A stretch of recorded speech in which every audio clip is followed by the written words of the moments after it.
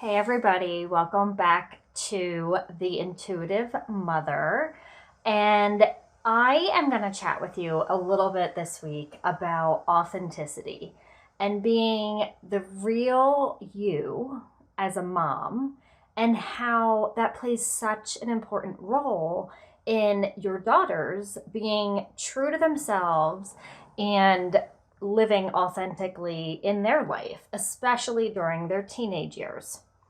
So this has come up for me a lot the past couple of weeks. I would see random posts from other coaches or mentors of mine. I would see, just the word like real or authentic. And I started to really think about that and think about how it ties into mothering and how we live every day and how we truly bring our values into the world and share them with others. And for me, that starts with authentically living in your values and authentically just being you. It means detaching from society's push and pull to be more. It means detaching from what everyone else wants you to be. It means letting go of the shoulds and the pressure that maybe we have felt for far too long, and we didn't know how to release it or to stand up and just own our own authentic self because we were too worried about pleasing everyone else. So I don't know about you, but I have always been a people pleaser. I am an Enneagram 2. And by nature, I am a helper, I am a caregiver. I want to be good and be seen as good. And so I like to please people. And for a while, that meant that I didn't necessarily live true to my values. And I didn't even hone in on what my values were. I remember working with a coach once, and she said to me, "What are your values?" And I really didn't know what to tell her. I mean, the only thing that could come to mind was family and love. And that was it. Like, I didn't even really know what to say because I had spent so many years of my life pleasing everyone else and living up to their standards and their values and society's way that I had lost touch with the authentic truth inside of me and who I was. And that really started to come up for me, mostly when I was caregiving for my grandparents, and then in the after time of losing both of them. And my daughters were getting older, and I started to feel that pull that in order to mother really well, I had to feel really confident that I was living out my truth, that I wasn't busy trying to be somebody for society or somebody for my parents or somebody for the rest of my family or my husband, but that every one of them would actually thrive if I was being true to myself, because I would always operate better and be living from a better foundation if I was truly honoring my authentic self.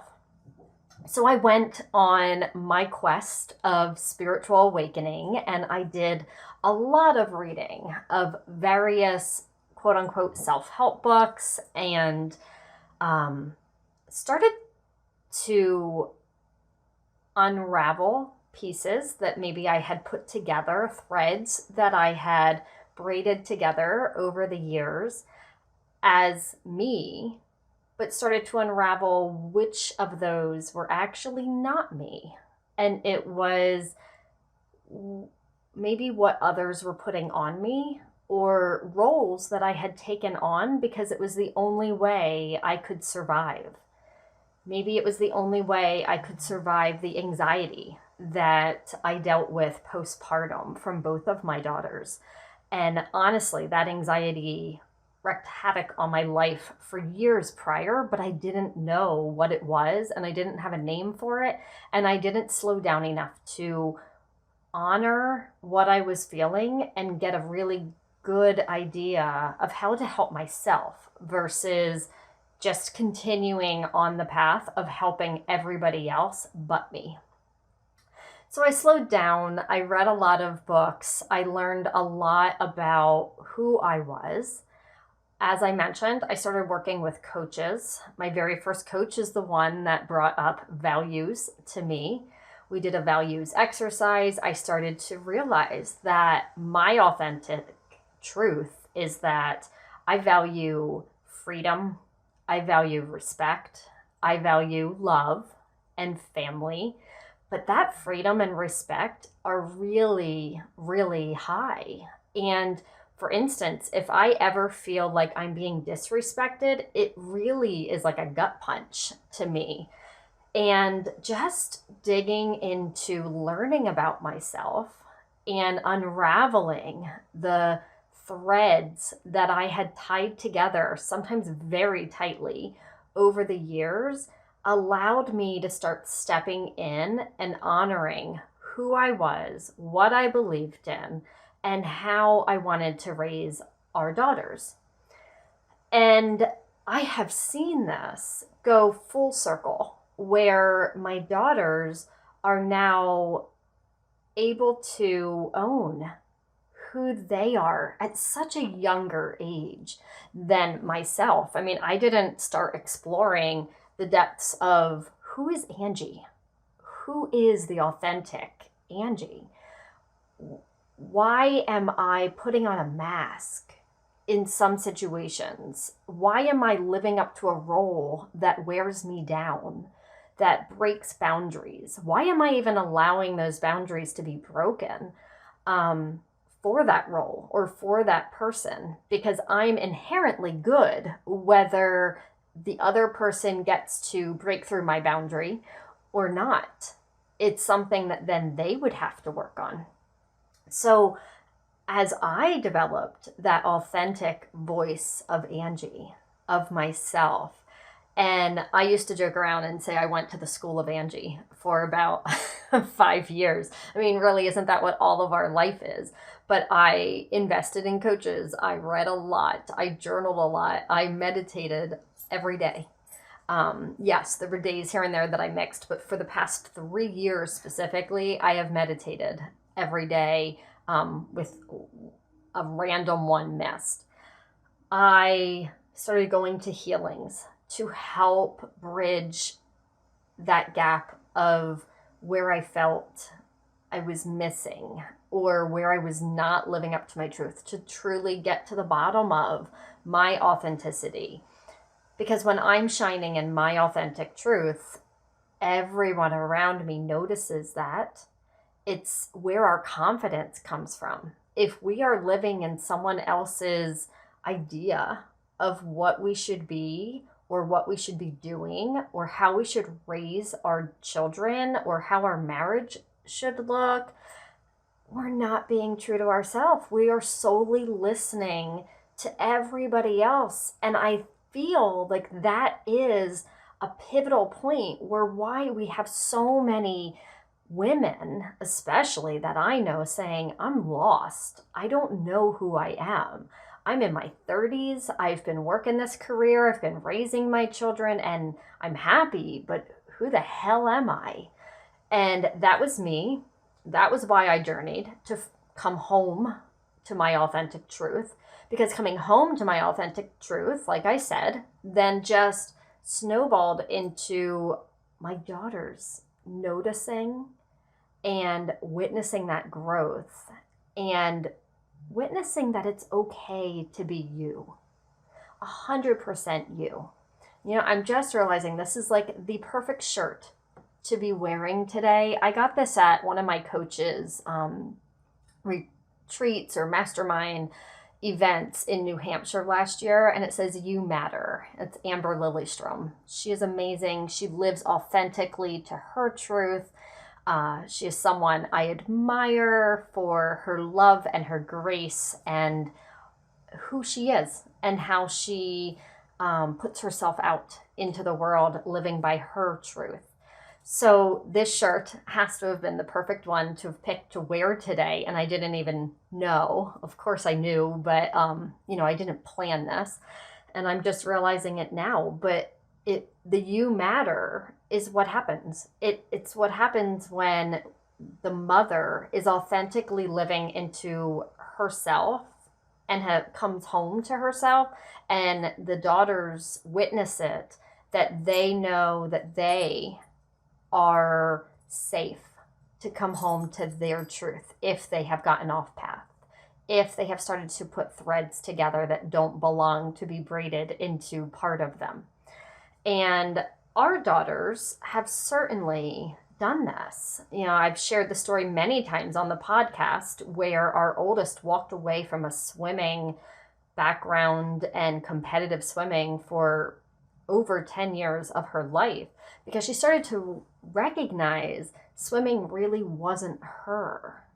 Her best didn't show up at swimming, and not because she wasn't good enough, but because it didn't feel aligned in her soul.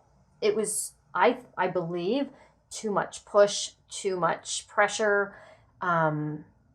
She's phenomenal at dedication and determination and perseverance and an absolute amazing student and runs by rules and habits. But if it's not her truth and it's not something that's lighting her up, then that starts to wear on her. So she walked away from swimming after 10 years. And I truly believe that a part of the reason she felt safe to do that was because I had really put in time and dedication into my own personal growth and coming home to my authentic self, that she then was able to feel comfortable that she could do that for herself, that it was 100% acceptable to walk away from something that wasn't lighting you up. She had seen it. She knew how I had done that in the past. And you know what? We talked about it. I share a lot of my personal journey with my daughters because I am a firm believer that as I am healing and coming home to my authentic self, that it's impacting them, but also their future children and their future children. And truly like healing generationally, because this is new for many of us. The generations prior to us really lived up to what would other people think, and they put on a lot of masks to ensure that they could pretend behind that mask, or they they just didn't have to be themselves. They could play it safe by knowing, well, if I don't take this mask off, or if I'm not truly myself, then people can't not like me for being me. So we do it for acceptance. We do it to stay safe and not have people dislike us, really, because if we just stay mainstream and live our quiet life and put on the mask and pretend that we're doing okay, we don't rustle any feathers, this would be ruffle any feathers, or shake up the pot, then we're living to what they need, but not to what we need. So we think that's safe until we realize it's not safe, because it's not safe to not be authentically you. And I believe when you start to see maybe just various addictions popping up, for me, that was a shopping addiction. That was, red wine, certainly. Those started popping up and becoming more clear to me that I needed red wine if I was walking into a scenario of other moms that I was uncomfortable around because I didn't really ever let my true self shine around them. And I had that mask on. So while the mask is on to be the pretend Angie, I had to um, have a few glasses of red wine just to be comfortable. And, there were certainly individuals who I have always been my authentic self with. My husband, for one, my daughters, as they have gotten older, know my true and authentic self. They've always known that, but there were some stages through a couple of their, an age time period of their life where I had the mask on so hard that I'm not sure if they were 100% sure of who I really was and what I believed in. Because I know sometimes now when I say, like, well, I really believe this, or this is what I need to do for myself, it's sort of a newsflash to them because I never really voiced that part of myself for many, many years. But, we put on the masks. So we can't be seen. And then we realize one day, wait a minute, we want to be seen, but we want to be seen in our truth. And we want to be loved in our truth. And we want that for our children. And then we realize the importance of doing that for ourselves, navigating coming home to ourselves so that our children can navigate that for themselves. And, I would love to hear back from some of you as to how you have navigated this in your life, where you have worn masks and realized you needed to take them off, or where you're just realizing you might be wearing a mask. Because this isn't like a once and done. I often still am like, oh, I'm still playing that part with, this situation, and I want to work on that because that's not where I'm coming up as my truth. I believe one of the places we do that the most is probably in our family of origin. Like I said, I was the caregiver to my grandparents. I took classes in geriatrics in college. I have a social work background. I've always worked around the elderly, so it was natural for me to take care of them. Now, I loved that time period of my life, even though it was extremely difficult to work alongside of raising my family and be my grandparents' caregiver.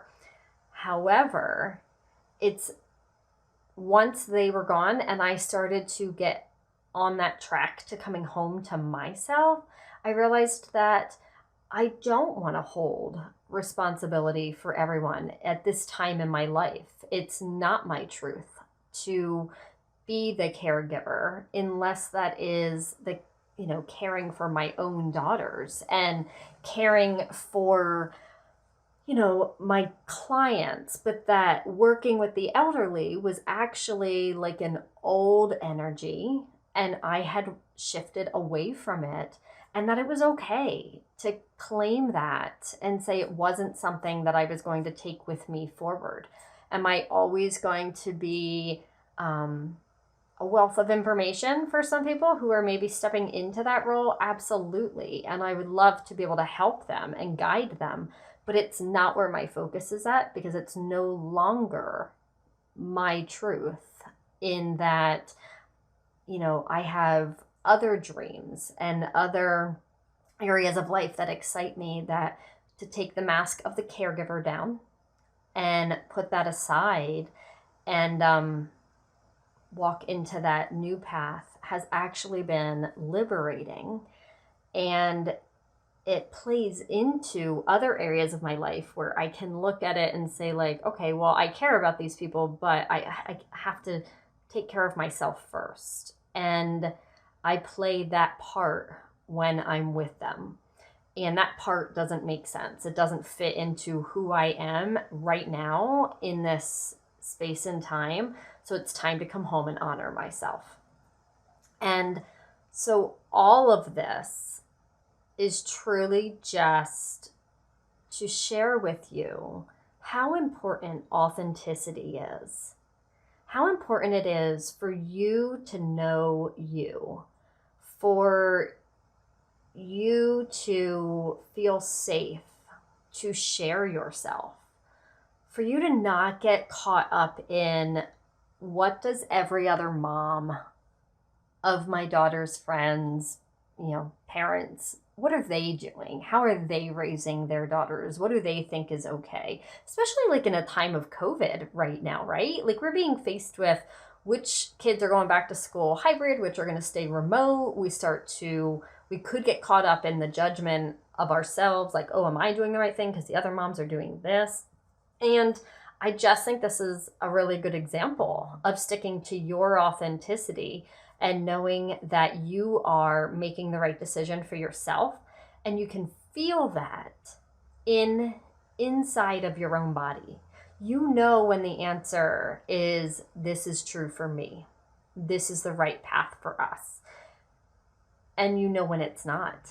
We've been taught that from a really young age, and that is how we tie in our intuition into the authenticity. Because you 100% know when you are being authentic, because intuitively it feels natural. It excites you, it feels calm. There's no anxiety around it. There can be that excitement of like, oh my gosh, I'm taking a really big leap into something that is authentically me. And that leap is scary sometimes. But you know that the truth underneath of it is really solid ground and it feels like home. And in doing so, then you are teaching your daughters to also intuitively hone in and listen and step out in their authentic self. And I assure you that authenticity is led by coming home to yourself and feeling into your own intuitive nature and following that intuitive path versus the path that society, that our parents, that our family, our siblings, our friends, our employers, our coworkers, it's not their path that we're looking for. You are looking to step onto the path of you and only you, and that is inside. You know that inside of you.